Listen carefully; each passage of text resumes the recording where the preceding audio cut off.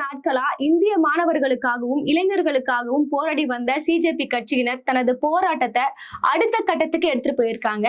இன்னைக்கு நாடாளுமன்றத்தோட மழைக்கால கூட்டத்தொடர் அந்த கூடுகின்ற இந்த சமயமா பார்த்து பாராளுமன்றத்தை நோக்கிய ஒரு பேரணி அதோட அறிவிப்பை வந்து சிஜேபி கட்சியினர் கொடுத்திருந்தாங்க. சோ இந்த பேரணியை ஒடுக்கும் விதமாக தான் ஒன்றிய அரசு பல்வேறு முயற்சிகளை காவல்துறையை கொண்டும் ராணுவ படையை கொண்டும் அவங்க மேற்கொண்டிருக்காங்க.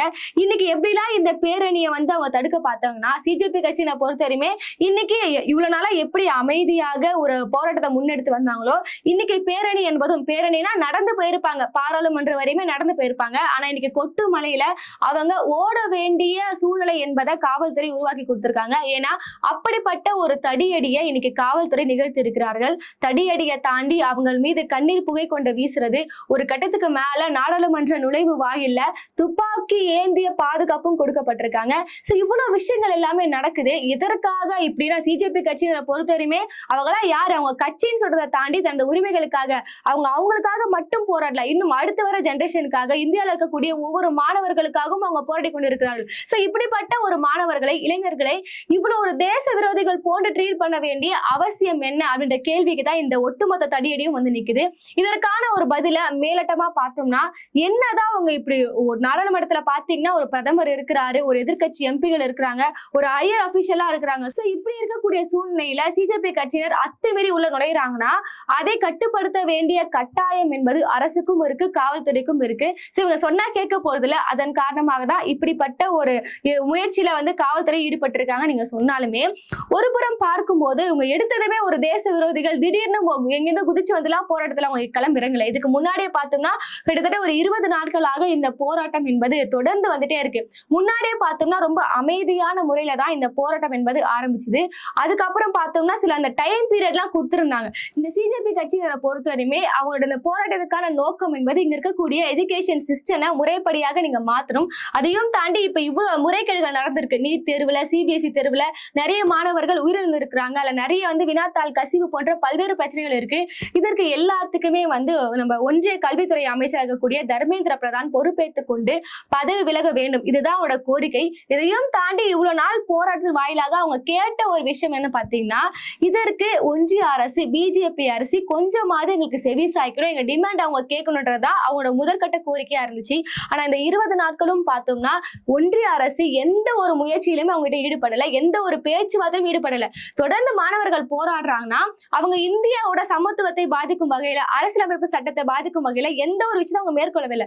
தனக்காக, தனது ஜெனரேஷனுக்காக, கல்விக்காக போராடுறாங்கன்னா ஒரு அரசாக, ஒரு பொறுப்புள்ள அரசாக நம்ம பிஜேபி என்ன பண்ணிருக்கலாம்னா அவங்களை அழைத்து அவங்களுக்கு என்ன வேணும், இப்படிப்பட்ட ஒரு குளறுபடி என்பது நடந்து முடிஞ்சிச்சு, இனிமேட்டு அதை நடக்காது, உங்க குற்றச்சாட்டு என்ன, நாங்க சரி பண்ணிக்கிறோம், இந்த ஒரு முயற்சியில பிஜேபி அரசு ஈடுபடவே இல்லை. தொடர்ந்து 20 நாளுமே அவங்கள போராட விட்டுட்டு தான் இருந்தாங்க. யாருன்னா போராடிட்டு போங்க, எங்களுக்கு என்ன கவலைன்ற மாதிரிதான் அவங்க இருந்தாங்க. அவங்களோட ஒட்டுமொத்த குறிக்கோள் என்னவா இருந்துச்சுன்னா, சரி இவங்க போராடி போட்டோம், ஆனா இவங்க ஒரு கட்டத்துக்கு மேல எல்லை மீறினாங்கன்னா அவங்களே முடக்கக்கூடிய வேலைகளை நாங்க ஈடுபடுவோம்னு சொல்லிதான் அவங்களோட மைண்ட் செட்டுமே இவ்வளவு இருந்துச்சு.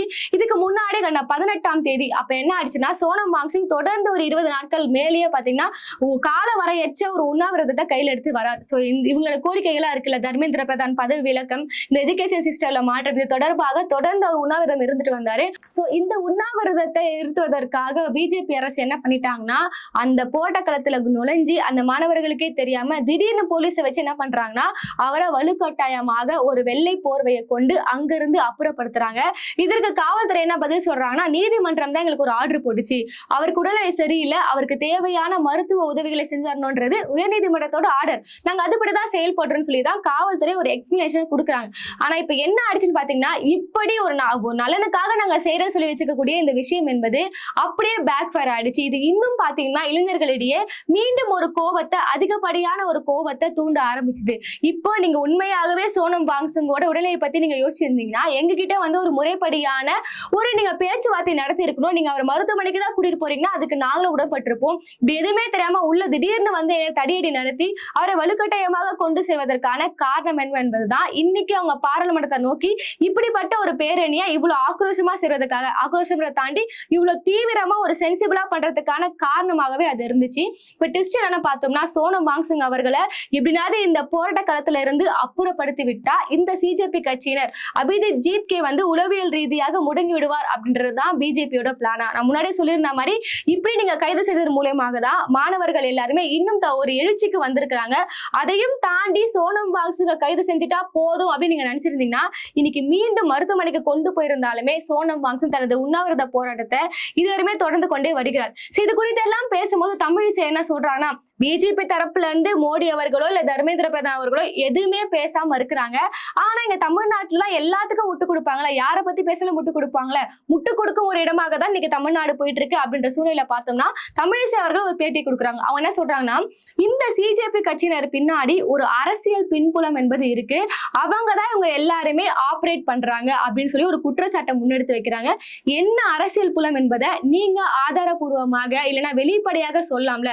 வெறுமனே அரசியல் புலம்னா சரி, நீங்க அபிதீப் ஜிகேவை யாரோ ஒருத்தர் இயக்குறா நீங்க சொன்னீங்கன்னா அங்க போராடக்கூடிய மாணவர்கள் எல்லாரும் பின்னாலும் அரசியல் புலம் என்பது இருக்கா?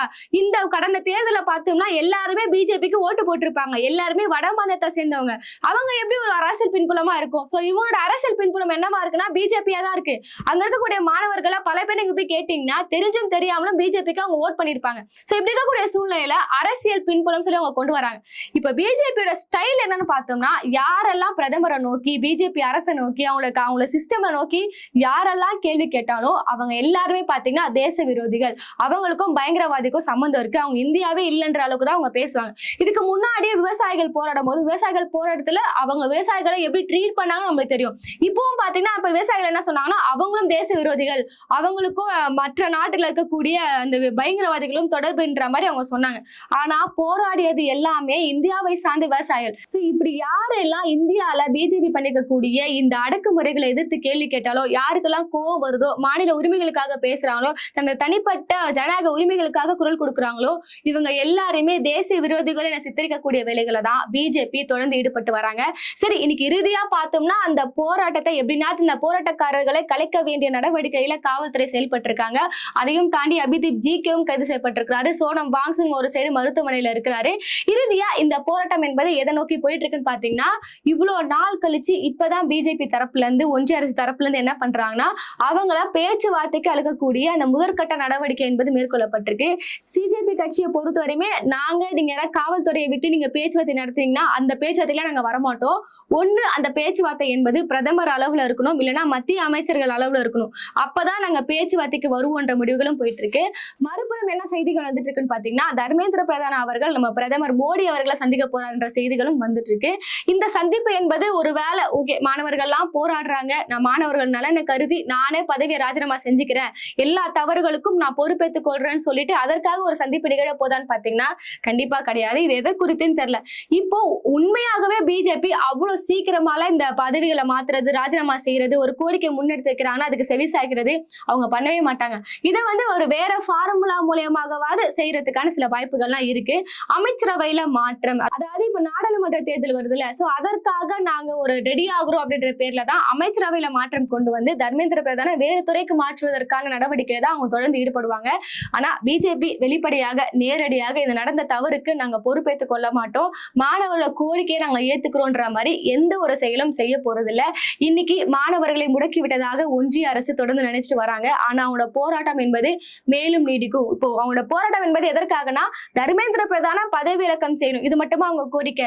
இன்னைக்கு தர்மேந்திர பிரதான அவங்க பதவி விலக்கம் செஞ்சுட்டாங்கன்னா, ராஜினாமா செஞ்சுட்டாங்கன்னா, அந்த இடத்துக்கு ஒன்றிய அரசு யாரை நினைக்கிறாங்களோ அவங்கள மீண்டும் அதே இடத்துக்கு அவங்க ரீப்ளேஸ் பண்ண போறாங்க. சோ அது இல்ல அவங்களோட கோரிக்கை என்பது. எஜுகேஷன் சிஸ்டம்ல உண்மையாலே ஒரு மாற்றத்தை நீங்க கொண்டு வரணும்ன்றதுதான் அவங்களோட முதற்கட்ட ஒரு கோரிக்கையே. ஏன்னா இந்த நீட் விவகாரம், சிபிஎஸ்இ தேர்வுகள் போன்றதெல்லாம் அவ்வளவு ஈஸியான ஒரு விஷயம் இல்ல. மேலோட்டமா பார்க்கும்போது என்ன ஒரு நீட் தேர்வு, ஒரு எக்ஸாம்ல ஒரு முறைகேடு நடந்திருக்கு, அதுக்கா ஒரு பார்லிமெண்ட் வரையுமே போயிட்டு ஒரு கலவரம் பண்றாங்கன்ற அளவுக்கு இருக்கும். ஆனா நீங்க மாணவர்கள் இடத்துல இருந்து பாத்தீங்கன்னா, அந்த எக்ஸாம்க்குலாம் படிக்கிறாங்களா, கவர்மெண்ட் எக்ஸாம் படிக்கிறாங்களா, அந்த ஒரு வீட்டுல இருக்கக்கூடிய பேரண்ட்ஸ் மனநிலை இருந்து பாத்தீங்கன்னா ரொம்பவே மோசமான ஒரு விஷயம். ஏன்னா ஒரு நீட் தேர்வுக்கு படிக்கிறாங்க, ஒரு சிபிஎஸ்இ தேர்வுக்கு படிக்கிறாங்க, போட்டி தேர்வுக்கு படிக்கிறாங்கன்னா அந்த மாணவர்கள் தனது அந்த வயசுல வாழக்கூடிய வாழ்க்கைகள் எல்லாத்தையுமே தொலைச்சிட்டு 24 மணி நேரமும் படிப்புன்னு இருந்துட்டு அப்பதான் ஒரு தேர்வு போய் எழுதிட்டு வந்திருப்பாங்க. அங்க மீண்டும் நீட் தேர்வு அந்த வினாத்தாள் கசிய விடப்படும், மறு தேர்வுன்னு சொல்லிட்டு அங்க என்ன அமைச்சர்கள் என்ன பண்றாங்க, அந்த அதிகாரிகள் என்ன பண்றாங்க, அங்க எங்க குற்றம் நடக்குது, இது எதுவுமே பார்க்காம மறுதேர்வு மட்டும் தான் இந்த பிரச்சனைக்காக ஒரு தேர்வாக ஒன்றிய அரசு கையில வச்சிட்டு இருக்காங்க. ஆனா அந்த ஒரு தேர்வுக்காக எவ்வளவு சந்தோஷங்களை தொலைச்சு எப்பவுமே படிச்சு கொண்டு எவ்வளவு கஷ்டப்பட்டு அந்த மாணவர்கள் தேர்வு எழுதியிருப்பாங்க. மீண்டும் மறுதேர்வுன்னு வரும்போது அவங்க உளவியல் ரீதியாக எப்படிப்பட்ட ஒரு பின்னடைவை செஞ்சிருப்பாங்க, எவ்வளவு மனமுடைந்து போயிருப்பாங்க. சோ இந்த கோரிக்கை எல்லாத்தையுமே முன்னெடுத்து வச்சுதான் நீங்க தர்மேந்திர பிரதான பதவி விலக்கம் செய்வது மட்டும் எங்க கோரிக்கையில இந்த எஜுகேஷன் சிஸ்டம் என்பதே மாற்றப்பட வேண்டும் அப்படின்றதான் எங்களோட கோரிக்கையாகவே இருக்கு. இன்னைக்கு பார்த்தோம்னா நடிகர் பிரகாஷ் ராஜ் அவர்கள் நேரடியாக போட்டு ஆதரவு தந்திருக்காரு. இப்ப ஒட்டுமொத்த எல்லாரோட கவனம் எங்க திரும்பி இருக்குன்னா முதலமைச்சர் விஜய் அவர்கள் மீதுதான். ஏன்னா நீங்க ஒரு அரசியல் கட்சி தலைவராக முதலமைச்சராக அங்க போக வேணாம். ஆனா ஒரு நடிகராக இருக்கக்கூடிய இப்ப பிரகாஷ் ராஜ் அவர்கள் எந்த ஒரு அரசியல் கட்சி தலைவராகவும் அவர் இல்ல. அவர் ஒரு ஜனகன் மீது ஒரு அக்கறை கொண்ட நபராக இருக்கிறார். சோ இப்படி பட்சத்துல அவர் ஒரு நடிகராக போயிட்டு அவங்க நேரடியாக ஆதரவு தராருல, நீங்க ஒரு முதலமைச்சர் இல்லைனாலும் ஒரு நடிகரா நீங்க அங்க போயிருக்கலாமா அப்படின்ற கேள்விகள் தான் தொடர்ந்து வர ஆரம்பிச்சிருக்கு. ஏன்னா அப்ப அண்ணா ஹசாரே ஒரு போராட்டத்துல ஈடுபடும் போது நேர்ல போயிட்டு அவர் என்ன பண்ணிருந்தாருன்னா விசிட் பண்ணியிருந்தார். சோ அப்படிங்கிற சூழ்நிலையில இன்னைக்கு சோனம் வாங்ஸின் அவர்கள் யாரு, நீங்க நண்பன் படம் நடிக்கும் போது இந்த கொசக்சி பசப்புகள் சொல்லிட்டு ஒரு கேரக்டர் பண்ணிருப்பீங்களா, சோ நீங்க அந்த கேரக்டர் நேரடியாக பண்ணிருக்கீங்க. சோ உங்களுக்கும் அவருக்கும் ஒரு கனெக்ஷனே இருக்கு. இப்படி இருக்க சூழ்நிலையில நீங்க அண்ணா ஹசாரவே பாக்குறீங்க. இன்னைக்கு நீங்க உங்க கொள்கை எதிர்த்து ஒரு போராட்டம் நடக்குது. உங்களுக்கு ஓட்டு போட்ட இந்த ஜென்சி பசங்களுக்கு அவங்களுக்கு ஆதரவாக அவங்க உரிமை கேட்டு ஒரு போராட்டம் என்பது நடக்குது. இதற்கு முதலமைச்சர் விஜய் அவர்கள் எதற்காக வாயை திறக்க மாட்டார் கேள்விகளும் வந்த வண்ணம் இருக்கு. தொடர்ந்து பார்க்கலாம். இந்த போராட்டத்தை இன்னும் வீரியப்படுத்துவோம்னு சொல்லிதான் இன்னைக்கு சிஜேபி கட்சியில இறுதிக்கட்ட ஒரு அறிவிப்பை தெரிவிச்சிருக்காங்க. ஒன்றிய அரசு என்ன முயற்சி எல்லாம் மேற்கொண்டு இந்த போராட்டக்காரர்களையும் அவங்களோட கோரிக்கைகளையும் எதிர்கொள்ள போறாங்கன்றதெல்லாம் பொறுத்து தான் பார்க்கணும்.